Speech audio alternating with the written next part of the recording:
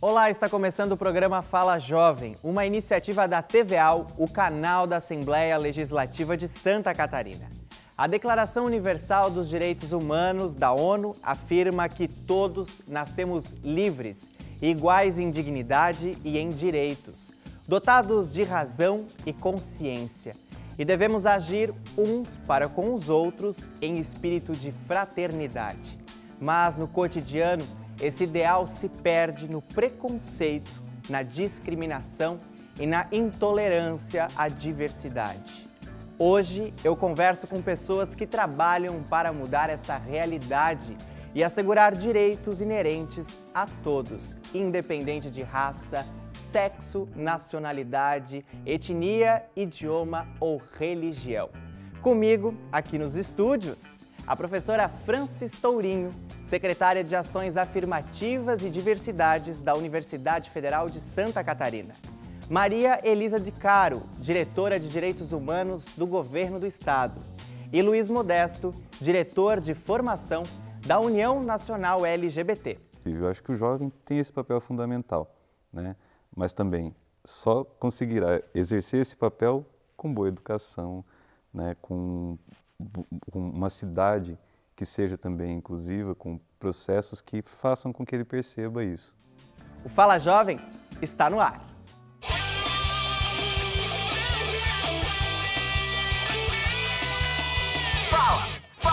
Fala Jovem! Elisa, direitos humanos, né? Não é nada mais do que o direito de todo humano, é isso? Isso mesmo. Na verdade, a gente acaba complicando aquilo que é muito simples, né? Todos nós já nascemos com muitas coisas que devem ser previstas. Então, desde o registro da criança, é um direito, até a alimentação adequada para se desenvolver. Então, veja que são coisas absolutamente do cotidiano. Porém, nós sabemos, no país onde a gente vive, que não necessariamente as coisas ocorrem como deveriam ser.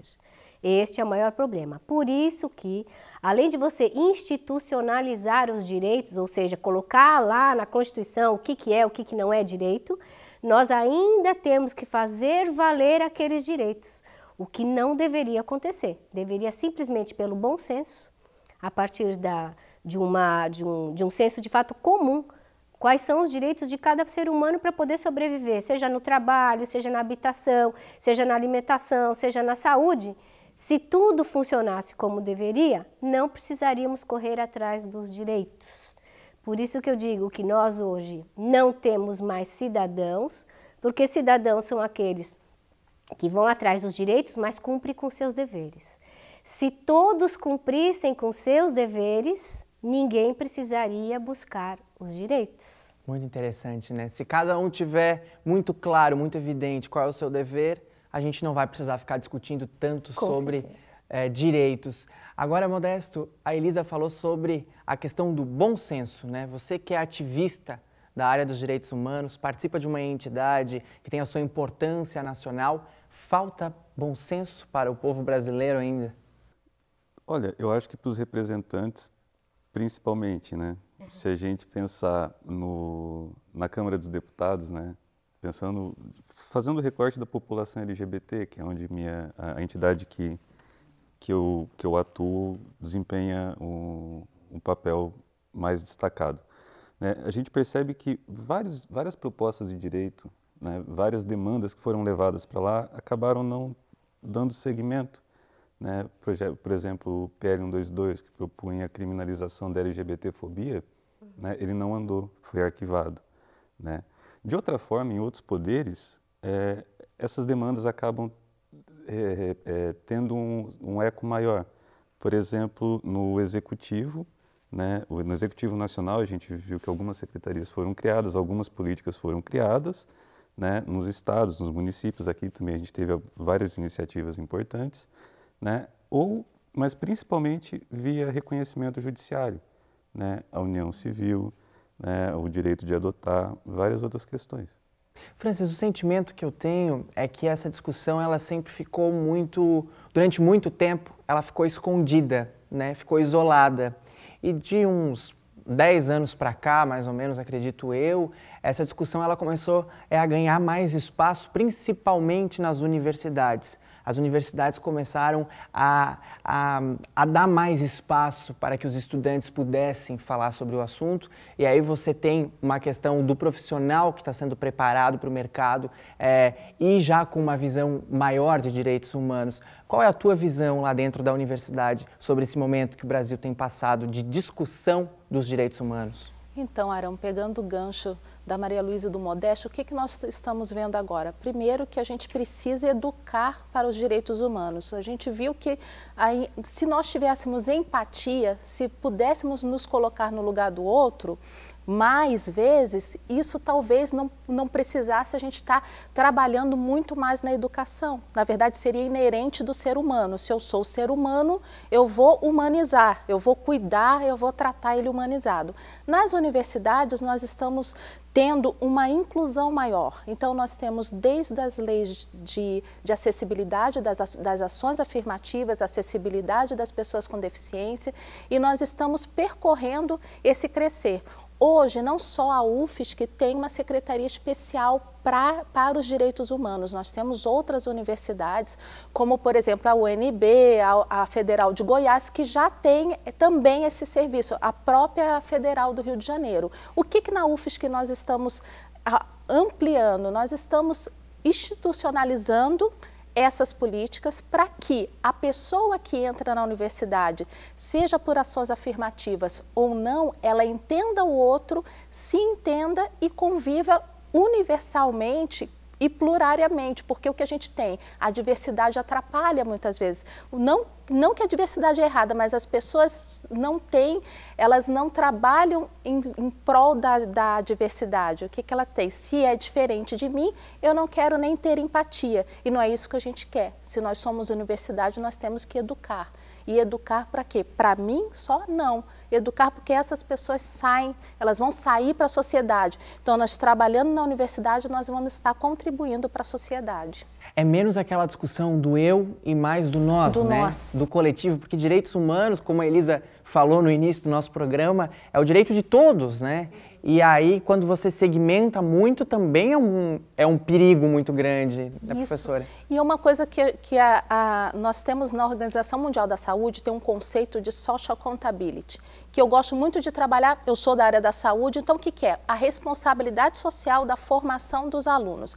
Então, se eu tenho um aluno da medicina, da enfermagem, da fisioterapia, que sabe trabalhar com toda a população, claro que ele vai ser um melhor profissional. Ele não vai ser um profissional que vai acabar separando o que quer cuidar. Ele tem que cuidar do ser humano. Tanto é que a gente tem a política de humanização. Se nós cuidássemos do outro humanamente, a gente não precisava ter humanização. Se eu sou ser humano, eu sou humana, então eu cuido do outro, então eu sou empática com o outro, me ponho no lugar do outro e eu sei que ele na delegacia, no supermercado ou no ponto de ônibus, ele tem que ser olhado como um ser humano. Mas, justamente colaborando com essa visão, o que ocorreu? A modernidade fez o seguinte, nos dividiu em disciplinas e criamos técnicos. Então, alguém que sabe muito de uma disciplina não sabe muito da outra. O que aconteceu com a questão das humanas? As humanas foram negligenciadas em relação àquilo que a gente chama de tecnologia, de técnica, de ciência. Então, veja uma coisa simples que acontece nas escolas. Quantas aulas de física, quantas aulas de matemática você tem por semana? Você tem lá 5 aulas de matemática, para 4 de português, quantas aulas de psicologia? Quantas de filosofia? Se é que tem. Quantas de sociologia? Sociologia, vivência. Então, veja, recentemente voltou, né? Nós voltamos para os currículos escolares, a filosofia e a sociologia lá no ensino médio. Mas é assim, uma aula na semana? 2? Então, como é que você vai, de fato, reestruturar essa discussão ética, por exemplo, que pode barrar a técnica? Vou dar um exemplo. Você pode ter um engenheiro nuclear excepcional. A energia nuclear, você pode estar criando usinas nucleares que dão suporte à vida. mas você pode estar criando o quê? Ogivas nucleares para a destruição da vida. Então, quem escolhe é a ciência? Não. Quem escolhe é a técnica? Não. Quem escolhe é a ética. Quem escolhe é a humanidade daquele cientista que vai escolher se ele vai ser um bom técnico para destruição ou se ele vai ser um bom técnico para criação e suporte à vida. Então, as questões da técnica têm que ser resolvidas nas questões éticas, assim como a política. Mas nós dividimos em caixinhas. Então, a política, a ética que está na área da religião, da cultura, das artes, você tirou em detrimento das questões da ciência. Então, você separou aquilo que é considerado estético e ético daquilo que é considerado técnico. E foi aí que nós chegamos nessa questão de não enxergarmos a humanidade nas coisas. É uma questão de mudança cultural, né? Vamos acompanhar, então, o nosso primeiro depoimento de hoje? Quem nos manda é a presidente da Associação em Defesa dos Direitos Humanos, com enfoque na sexualidade, Liros Fonseca Ávila. Roda aí. Olá, pessoas do Fala Jovem, tudo bem com vocês? Então, meu nome é Liros, eu sou a atual coordenadora da ADE, que seria a Associação em Defesa dos Direitos Humanos com enfoque na sexualidade, e eu vou trazer um pouquinho dessa realidade. Em 2013, nós achamos que com um projeto de retificação de nome de forma gratuita à população trans e travestis, a gente ia conseguir fazer com que essa população fosse absorvida pelo mercado de trabalho. Como não houve êxito, então a gente pensou num projeto de economia solidária. Esse projeto de economia solidária, ele tende a fazer com que a população trans, ela fabrique o seu material e consiga tirar uma renda extra através desse dinheiro, né? Então, o que a gente anda fazendo? A gente fabrica bottoms, a gente fabrica camisetas, a gente fabrica mousepads, nós vamos nas feiras das cidades para poder vender os nossos produtos. Nós estamos também com uma loja de roupas na DE, e todo esse trabalho ele é feito para que, prioritariamente, seja a população trans que tenha esse benefício, e depois a gente pede, né, também para que a população LGBT em situação de vulnerabilidade possa estar fazendo parte desse projeto. O projeto ele teve início em 2014 e agora a gente está junto com o pessoal da UFSC, querendo institucionalizar ele mais forte para que a gente possa tornar ele uma cooperativa. Esperamos êxito e muito sucesso. Obrigada. Liros, muito obrigado pela sua participação aqui no nosso programa, no Fala Jovem. Agora, Modesto, a Liros, ela entrou nessa questão do mercado de trabalho, né? Você que acompanha através da UNA essa questão das trans principalmente, é ainda muito difícil ter esse acesso ao mercado de trabalho? Ele ainda é muito fechado para essa população? Eu acho que tanto das mulheres trans como dos homens trans, né, a gente percebe uma grande rejeição, né? Toda vez que a gente encontra um amigo trans, uma amiga trans, eles sempre estão ou acabando de entrar no emprego ou procurando um emprego, né? É um processo muito doloroso, complicado, que tira a autonomia da pessoa sobre a sua própria vida, né? Algumas ou alguns acabam se envolvendo com drogas ou algumas outras situações, né, para conseguir se manter.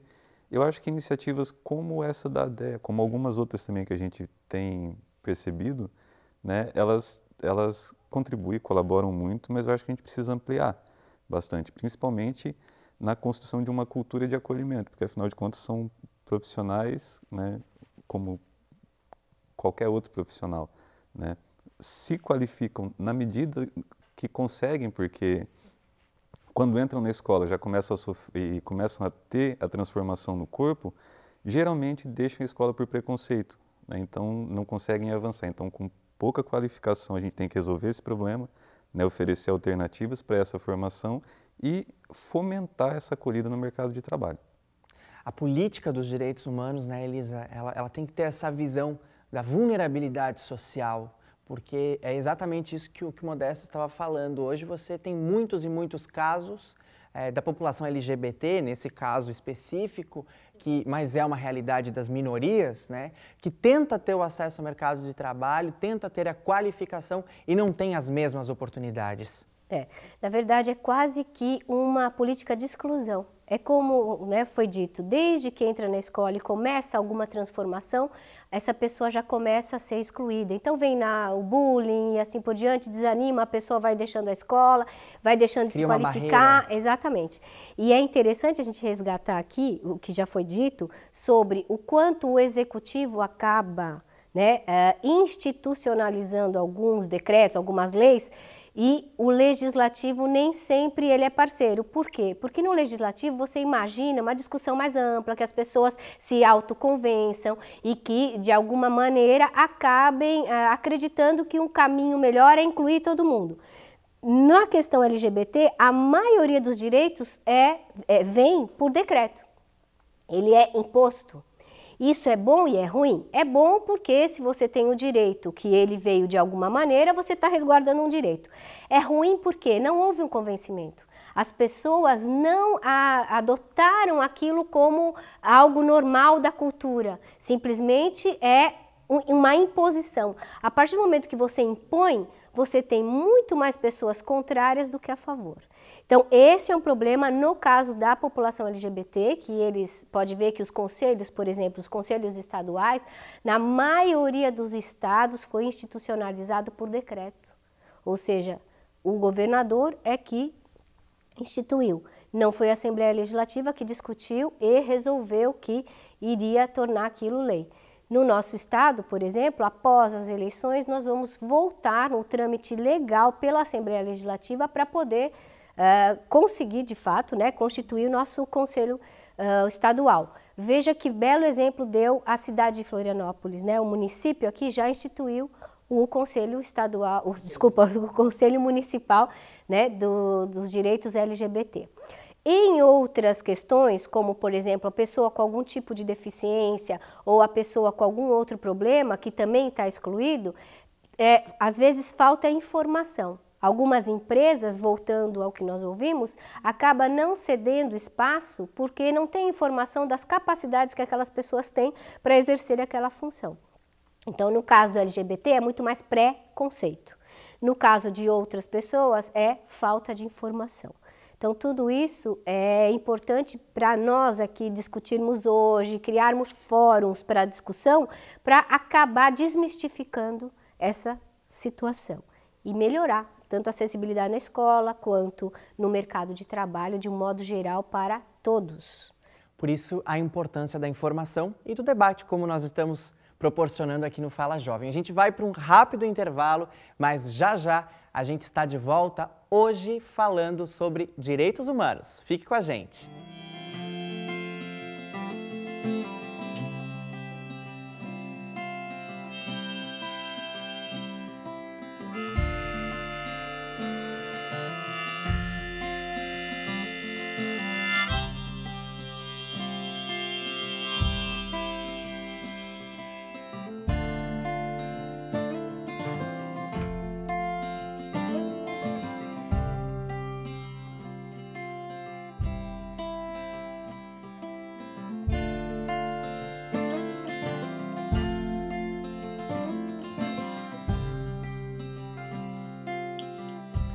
In the morning when I wake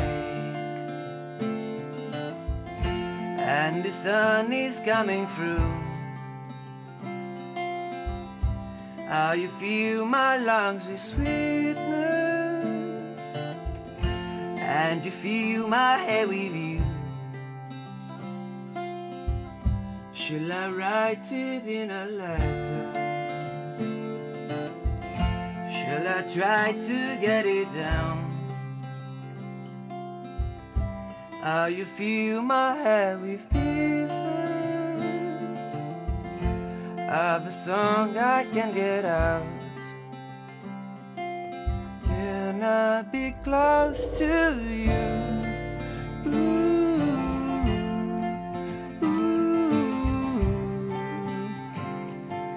Can I be close to you?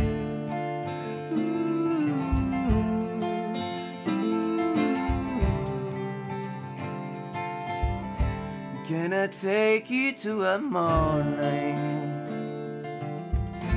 where the fields are painted gold and the trees are filled with memories of the feelings never told. When the evening cruises in down.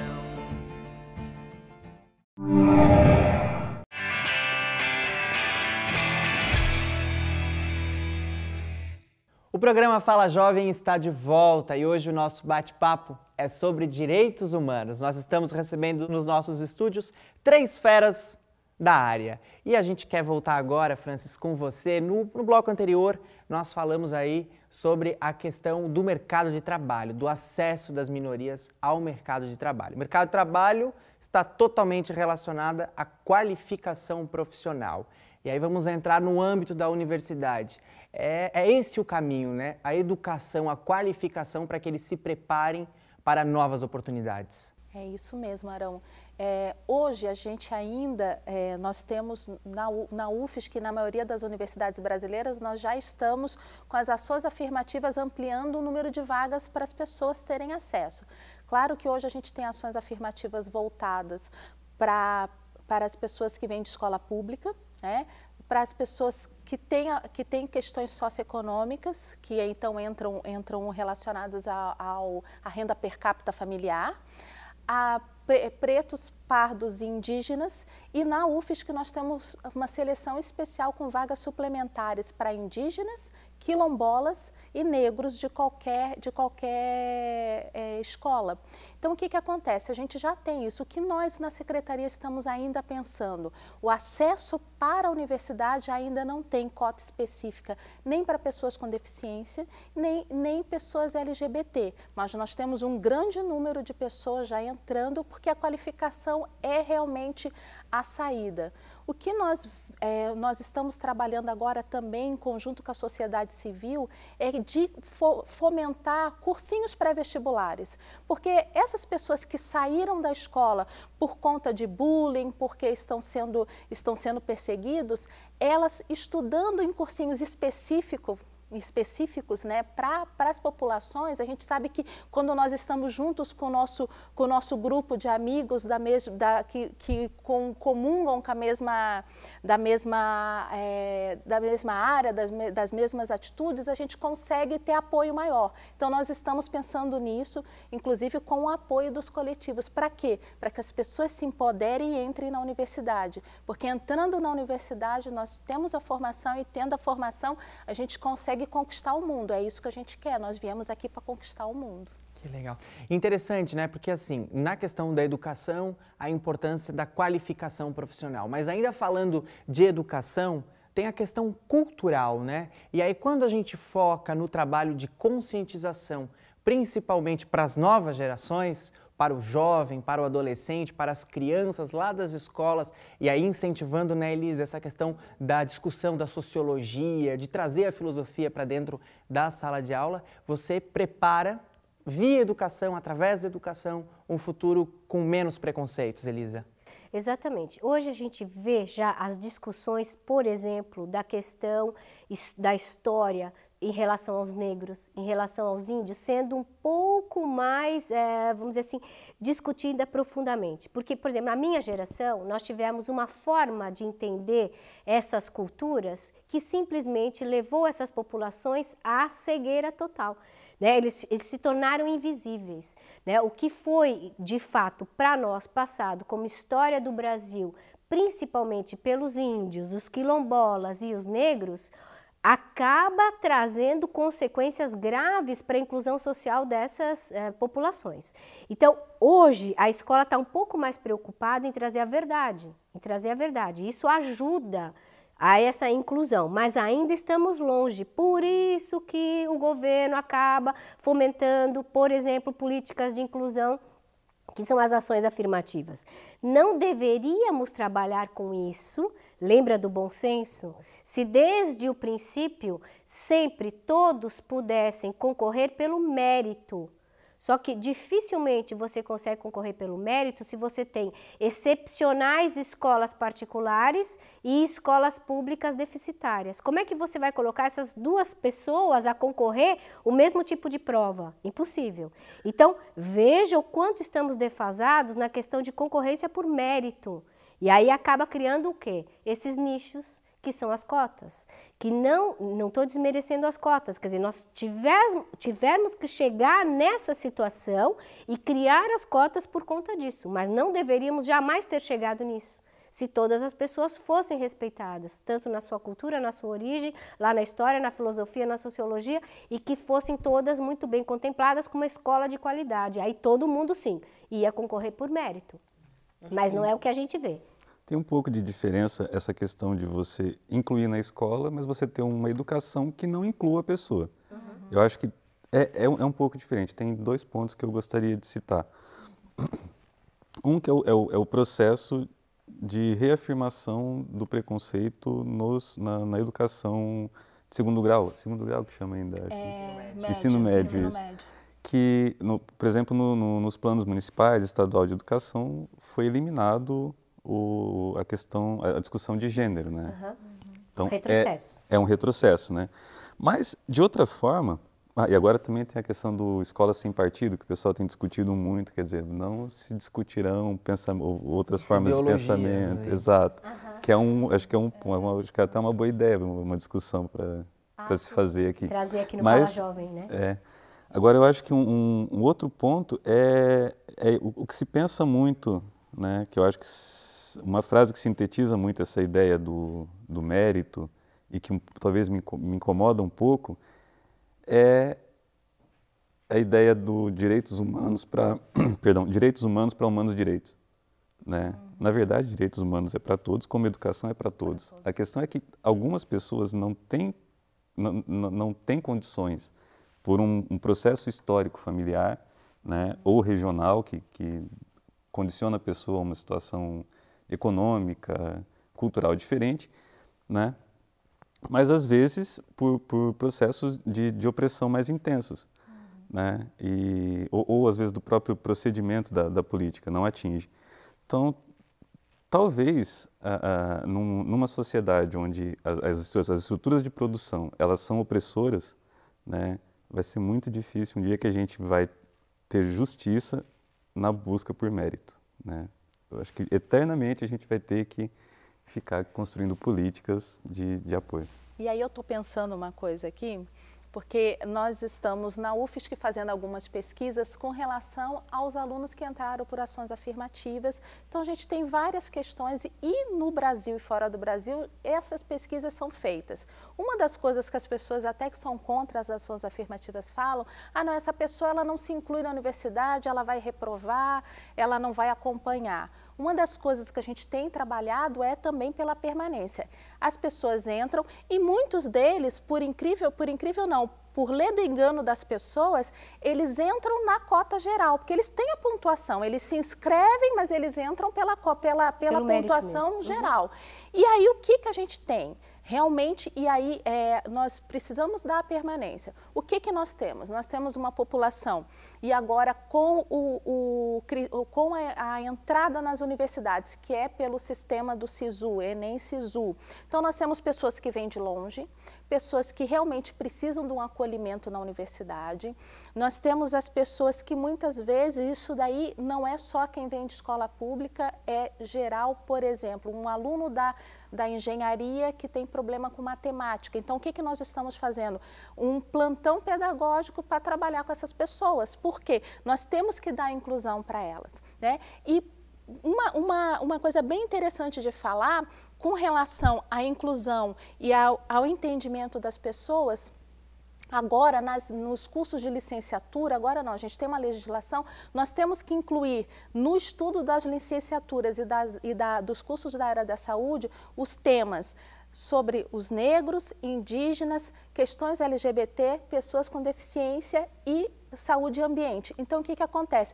Dentro do escopo dos cursos de licenciatura e da área da saúde, os alunos, eles, na sua formação, vão ser formados para esses temas também. temas transversais onde o aluno tem que ter esse conhecimento. Então, é um ponto a mais. Talvez só com relação à questão LGBT. A gente discutiu agora há pouco o acesso ao mercado de trabalho, né? Se você pegar um homem trans e uma mulher trans, né, que tem uma grande capacidade técnica, um grande empenho para executar aquela determinada tarefa, não é por mérito e não é por esse mérito que ela alcança ou ele alcança o mercado de trabalho, porque não alcança. Eles vivem em subempregos, né, ou garçom, ou garçonete, ou vão para as esquinas, acontece muito, porque o mérito não ganha. Então, são políticas para isso, uma mudança de cultura, igual disso. Numa sociedade que é pronta para exploração, né, e pronta para aceitar padrões, o que não está no padrão não há mérito que resolva. Essa discussão das políticas públicas, até para quebrar o tabu, ela tem que iniciar na sala de aula, né? Vamos para mais aí depoimentos aqui no Fala Jovem. Agora a gente vai ouvir a assistente social Daiane Mantuanelli, do Conselho Municipal dos Direitos da Pessoa com Deficiência lá de Blumenau, e logo na sequência a Thaís Becker, que é estudante de Direito aqui da Universidade Federal. Roda aí! Na minha perspectiva, olhar a pessoa com deficiência, tendo em vista o acesso às políticas públicas como viés nos direitos humanos, é pensar ainda como um desafio.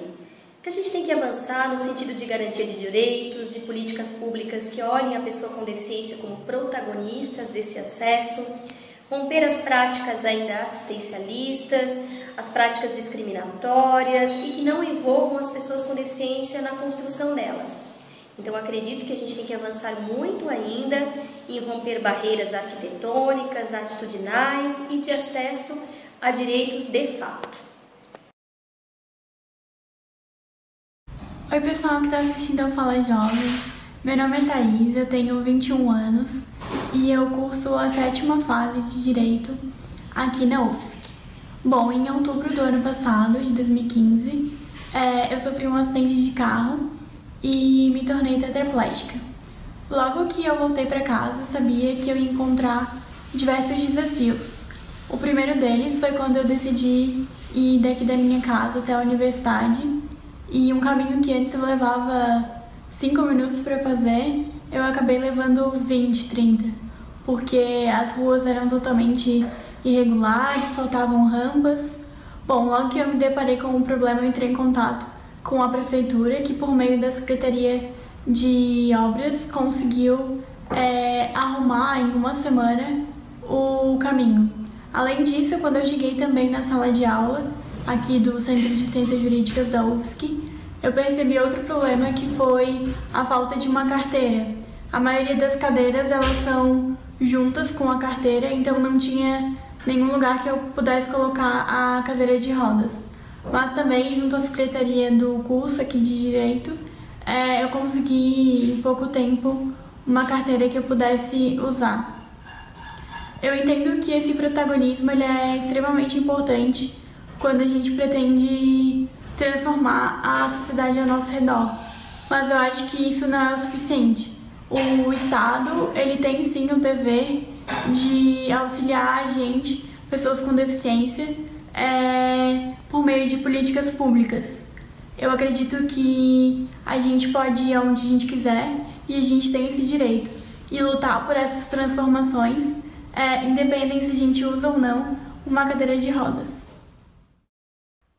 Obrigado, Thaís, obrigado, Daiane, pelos depoimentos de superação, e a gente tem o direito de ir aonde nós bem entendermos, aonde nós quisermos, né? E elas tocaram, todas as duas, na questão do protagonismo.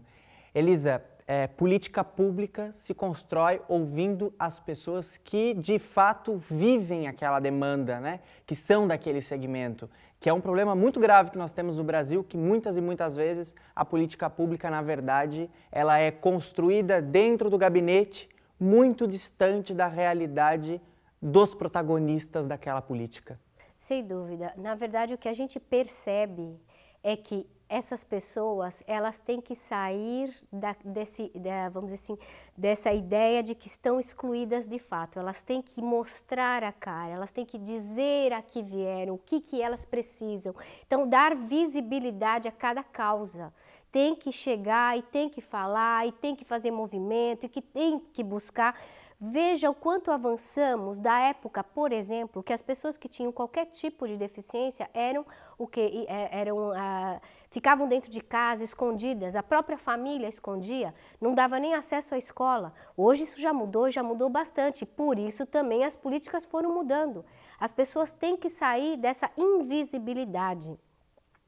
Nós vivemos, Arão, num regime de tolerância, que é totalmente diferente do reconhecimento. Então, existe um conceito que é tolerância e outro que é reconhecimento às diferenças. Vamos supor, eu te tolero. Veja como isso é pejorativo. Eu não gosto de você, mas te tolero. Se você não pisar no meu pé, eu não piso no teu. Você fica aí, eu fico aqui. Se acontecer qualquer coisa que você não gostar ou eu não gostar, a gente vai entrar em estado de guerra. Então, isso é tolerância. Nós não queremos tolerância, nós queremos o reconhecimento do direito do outro. Ou seja, eu aceito que você seja de qualquer outra religião do que eu, outro sexo, outra orientação sexual. Eu tenho que aceitar que você tem tantos direitos quanto eu nas minhas escolhas e nas suas escolhas, na sua condição, na minha condição. Isso é reconhecimento dos direitos, reconhecimento do outro. Tolerância não. Tolerância é quando você cria muros e você diz daqui para cá você pode, daqui para cá você não pode. E o mundo inteiro hoje está construindo muros. Nós estamos retrocedendo. Não é só um problema do Brasil, até que o Brasil está caminhando na discussão. Outros países da Europa estão criando muros, porque estão em regime de tolerância e não de reconhecimento.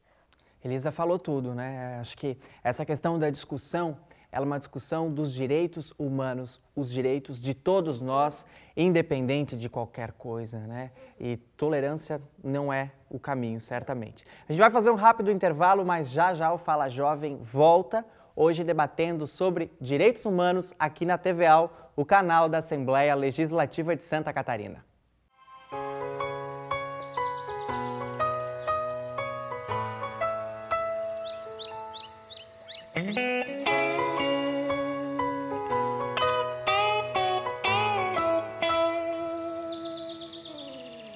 Hoje eu resolvi fazer as pazes com a minha cabeça. Hoje eu resolvi fazer as pazes com a minha cabeça. Vou parar de correr atrás das horas antes que eu enlouqueça. Eu vou mandar um cartão pra aquele velho cometa. Eu vou mandar um cartão pra aquele velho cometa. O valor da palavra aqui embaixo foi parar na sarjeta. E pra que dar a mão se você nunca me deu a sua? Então pensei, por que não me jogar no lado escuro da lua?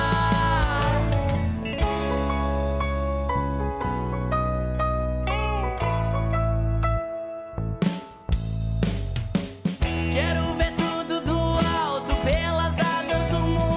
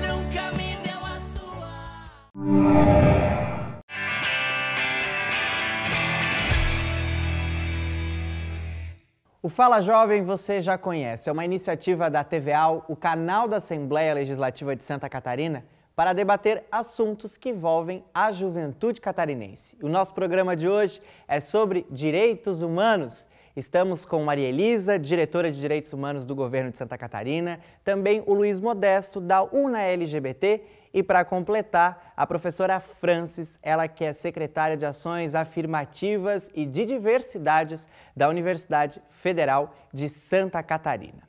Nós falávamos muito nos blocos anteriores sobre a questão do protagonismo, né? Sobre a necessidade da discussão, do debate sobre direitos humanos.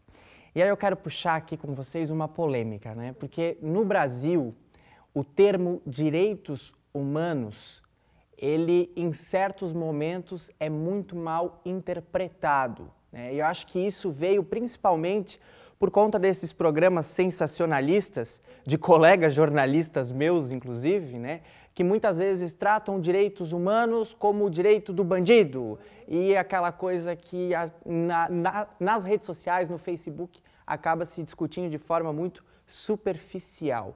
Modesto, é preciso que a sociedade entenda melhor o que são direitos humanos e tenha menos preconceito na hora de usar esse termo, não é mesmo? Eu acho que é preciso que a pessoa que está por trás daquele comentário no Facebook, por exemplo, ela se localize a sua família também na sociedade brasileira, né? Porque várias vezes é uma prima que às vezes recebe um Bolsa Família, é um filho que está num programa social com bolsa no exterior, porque também é algum tipo de ação, né? É o avô que está recebendo algum tipo de benefício. Então, assim, é importante a gente se localizar e se incluir na sociedade, né? Eu não estou numa posição destacada, antropologicamente, né? Observando de cima e apontando os erros. Eu acho que essa posição é muito difícil. Quando você se inclui como mais um brasileiro, médio, ou seja, como for, mas entender, daí você pode fazer uma análise crítica, né? Por que não funciona aqui? Por que funciona? Por exemplo, o exemplo que você usou das penitenciárias, né? Por que a reincidência, né? Qual o problema? Então você aprofunda o debate, evita de dar essas máximas rasas, né? Porque não constroem muito, né? E fica mais simpático, eu acho que com a tua condição de brasileiro, né? Essa discussão da política pública, das políticas públicas, é uma questão prioritária hoje para se discutir direitos humanos. E eu quero ouvir de vocês três. Vamos começar com a professora Francis. Quais são as prioridades para o debate dos direitos humanos no Brasil hoje? Hoje, a prioridade é a população negra, a população indígena, que a gente estava conversando aqui, no estado nós temos 18 mil indígenas no estado de Santa Catarina. O quanto que essa população está colocada nas universidades, no ensino médio e no mercado de trabalho. Então, e sem esquecer da população LGBT, que a gente já veio falando no programa todo, que também é uma questão que a gente precisa dar atenção. Modesto, e qual a sua visão sobre as prioridades da discussão dos direitos humanos? Eu acredito que, para toda a população, a gente tem que intensificar políticas afirmativas, né? E eu acho que mais políticas, por exemplo, a saúde. Ao invés de retroceder na saúde, a gente tem que investir mais, aprofundar mais e garantir saúde para todo mundo. É um problema por causa do orçamento. Vamos lá, vamos rediscutir isso daí, vamos pensar esse orçamento, para onde que está indo que não contempla, né, a saúde. Então, acho que priorizar ações que fortaleçam a vida dos brasileiros e brasileiras, né? Educação, a gente falou tanto de educação, né? Então, não é cortando bolsa, não é fazendo qualquer ação desse tipo, é ampliando.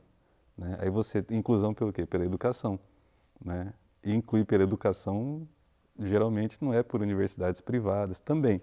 Tem várias ações importantes, mas tem que ter investimento em educação pública, né? E assim na assistência social, em vários outros pontos, né?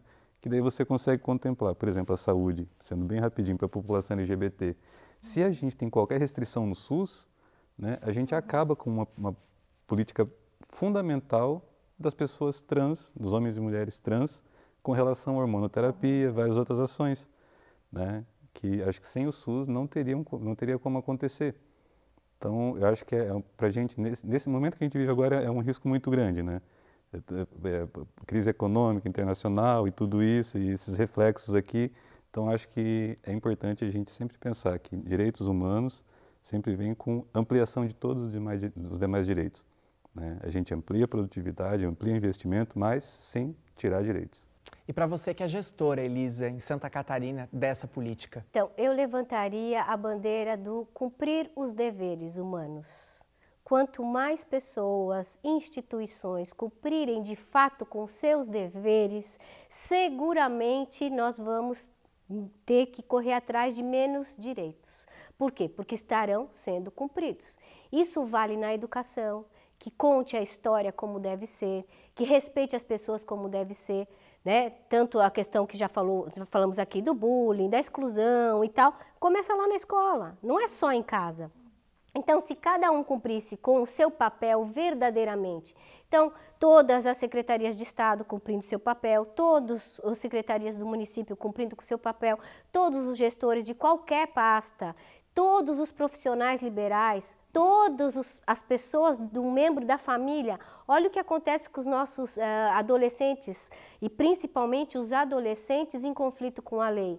Se você for olhar, a maioria das casas não tem pai. Por quê? Aquele pai não existe, aquele pai não cumpriu, aquele pai sumiu, aquele pai não registrou. Cadê o direito desse filho? Foi o dever do pai que não foi cumprido. Então, se formos de fato levantar uma bandeira, cumprir com os deveres humanos primeiro, para depois ver o que nos resta para buscar, então, levantar a bandeira dos direitos. E acho importante que a gente deixe de fragmentar o ser humano, né? Nós estamos sempre trabalhando por uma mesma demanda, que é fazer valer os direitos e não infringirmos direitos. Isso serve para qualquer minoria ou mesmo mulheres, que maioria, não é uma minoria. Olha o mercado de trabalho, as mulheres são preteridas e não são uma minoria. Ganhamos menos, temos menos acesso ao emprego, mas é importante a gente ressaltar aqui que no estado de Santa Catarina, mais de 67% das mulheres trabalham no serviço público. Então, o serviço público hoje é exercido por mulheres. Então, vamos fazer uma reflexão sobre isso. Então, tem coisa que talvez a gente esteja defasado na informação.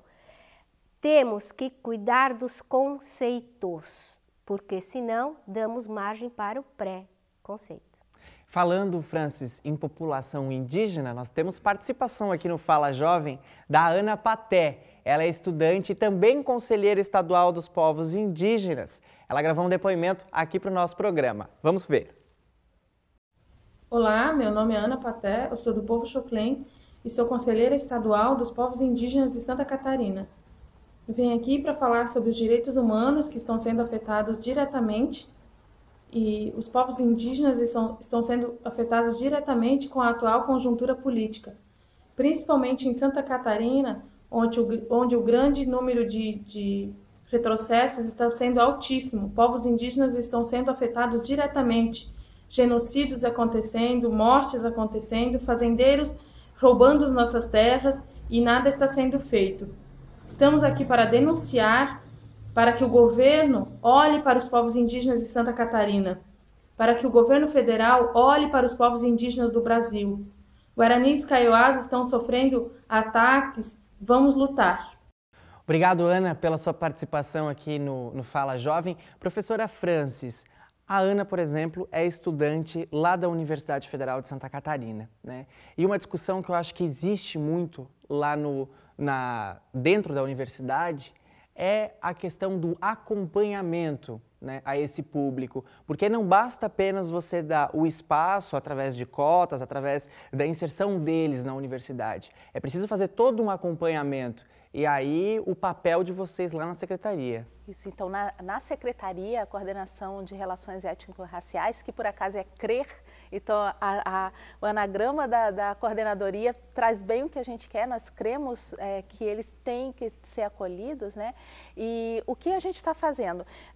Os próprios indígenas da universidade estão nos ajudando, então nós temos alunos hoje nas licenciaturas indígenas, nós já estamos na 2ª turma, e temos os alunos que entram pelas vagas suplementares em diversos cursos, medicina, enfermagem, nutrição, eu estou falando mais da saúde que eu tenho, mas as engenharias, jornalismo. Então nós temos alunos indígenas em toda a UFSC, então nós temos as vagas suplementares todo ano. Ano passado eles entraram por realização do Enem. Esse ano nós estamos modificando para que nós estamos adaptando para um processo seletivo específico, mas o que é mais importante, não só a entrada deles, com a língua que eles falam, um processo seletivo específico, a permanência. Então nós estamos trabalhando também a questão de monitorias, nós vamos começar a trabalhar monitorias, eles mesmos nos ajudando a dar monitoria, acompanhamento para os alunos, porque não é só, na verdade a gente tem que ver a adaptação deles. Eles estavam na aldeia, estão vindo para uma cidade capital, numa universidade, então nós temos os nossos alunos que já estão no mestrado, no doutorado, que também estão ajudando, que já saíram antes da aldeia, e o que é mais legal, o que é bonito que a gente vê conversando com eles, eles estão se formando para retornar e ter um empoderamento para as aldeias, né, para as comunidades. Ali na UFSC eles estão agora num espaço que a gente está pensando em melhorar, que eles chamam de maloca. Então, há pouco tempo nós fomos convidados, pró-reitor de assuntos estudantis, reitor, vice-reitora e a SAAD, fomos convidados para uma cerimônia onde eles abençoaram a gestão para que a gente possa trabalhar junto com eles. Mas lembrando, eles estão sempre junto com a gente, então a gente precisa deles junto. O nosso objetivo aqui no Fala Jovem é justamente mostrar o protagonismo da juventude. Eu sempre digo e reafirmo e reforço que o jovem, ele não é o futuro, mas ele é o presente e a chance de nós termos um futuro melhor, com mais dignidade, com mais respeito, né, ao próximo, um futuro com mais consciência. Eu quero saber de vocês, começando pelo Modesto. O jovem, ele tem um papel fundamental nessa luta pelos direitos humanos, né, Modesto? O jovem tem um papel fundamental, né? Eu acho que se a gente pensar as pessoas que viveram todo um processo de reafirmação do preconceito, estão lá com seus 60, 70, 80 anos, é muito difícil mudar, né? É muito difícil mudar.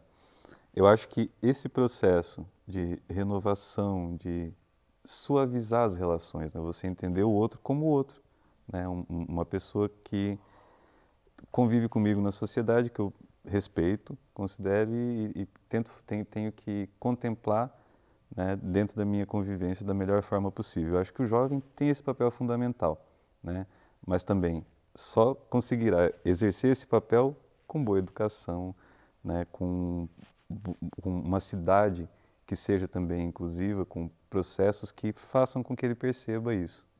Francis, lá na universidade, os jovens se organizam muitos em coletivos, né? E, inclusive, já abordamos o assunto coletivos aqui no nosso programa. Lá você consegue ver com muita proximidade esse protagonismo do jovem nessa luta dos direitos humanos. E sabe que isso é bárbaro. Eu, como professora, eu fico com os olhinhos brilhando de ver quanto que eles estão juntos e eles reivindicam, e isso que é importante, porque nós como professores, a gente pode até pensar, como professores, mães, pais, a gente pode pensar o que é importante para eles, mas o protagonismo deles, eles falando, não professora, nós precisamos assim, é isso que a gente quer, e eles trazem soluções bárbaras, porque são jovens pensando em situações e soluções dos jovens, então isso é o mais importante. A gente já passou do tempo, mas nós estamos junto com eles e nós vamos bebendo na fonte deles, justamente para a gente melhorar. Elisa, quando a gente fala que jamais retroceder, investir na juventude, dar essa oportunidade para que o jovem seja o protagonismo, é a chance de que nós teremos progresso. Sem dúvida, porque o jovem tem coragem. O jovem tem a coisa que falta para outras gerações, tem aquela irreverência. Você tem uma fase na vida para ser totalmente irreverente, você tem uma fase na vida para ter uma coragem absurda. é nessa fase. Por isso os jovens são protagonistas, eles enfrentam, eles vão à luta, desde que tenham também por trás uma boa formação. Não há nada mais poderoso do que a boa informação, ou seja, a capacidade das pessoas pensarem. Por isso eu acho que o jovem, ele justamente está no caminho certo. E você, gostou do Fala Jovem? Então acesse agenciaalesc.sc.gov.br, clique em TVAL, Programas, Produções. Lá você encontra essa e outras edições. Você também pode participar do grupo do WhatsApp da Assembleia Legislativa, saber o que acontece no Parlamento e ainda sugerir assuntos para o nosso programa. Basta mandar a palavra sim para o número que está aparecendo aqui na sua tela. Fique ligado também nas demais redes sociais da Assembleia Legislativa. O Parlamento está muito bem conectado. Foi muito bom conversar com vocês hoje sobre direitos humanos. Eu queria uma mensagem final de cada um de vocês, rapidinho, começando por você, professora. Acredite que você é capaz. Modesto. Amar é muito importante. O amor vale a pena. Contigo, com muita Elisa. responsabilidade. Que bacana, eu acho que hoje nós tivemos a oportunidade de mais uma vez aqui no Fala Jovem abrir espaço para uma discussão tão importante do convívio em sociedade. Quando a gente fala em direitos humanos, a gente precisa pensar mais na justiça entre nós, que somos todos iguais, temos os mesmos direitos e, acima de tudo, os mesmos deveres. Como muito bem disse a Elisa durante todo o nosso programa, é isso. Se você que está em casa, se os nossos 3 convidados, se a nossa equipe toda cumprir com o seu dever, a gente certamente vai ter uma sociedade com direitos garantidos. Muito obrigado pela sua companhia. Esse foi o Fala Jovem aqui da TVAL, o canal da Assembleia Legislativa. Até o próximo. Tchau!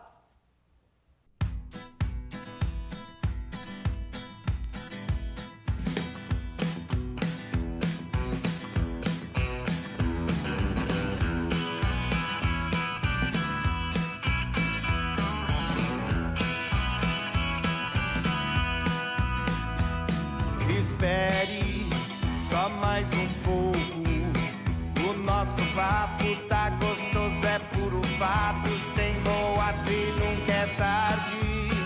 Espairecer, falar, sorrir, cantar, mentir, lembrar, nós nunca deixaremos de viver.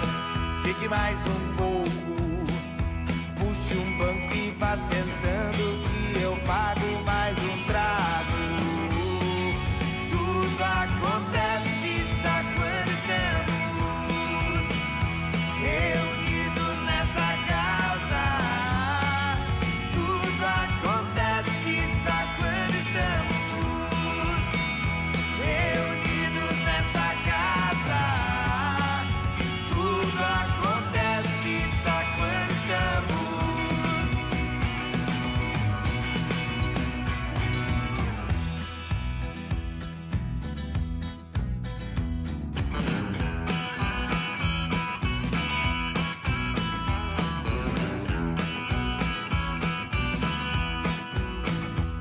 Espere só mais um pouco. O nosso papo tá gostoso, é puro fato, sem boato e nunca é tarde. Espairecer, falar, sorrir, cantar, mentir, lembrar, nós nunca deixaremos de viver. Fique mais um pouco, puxe um banco e vá sentando, que eu pago mais um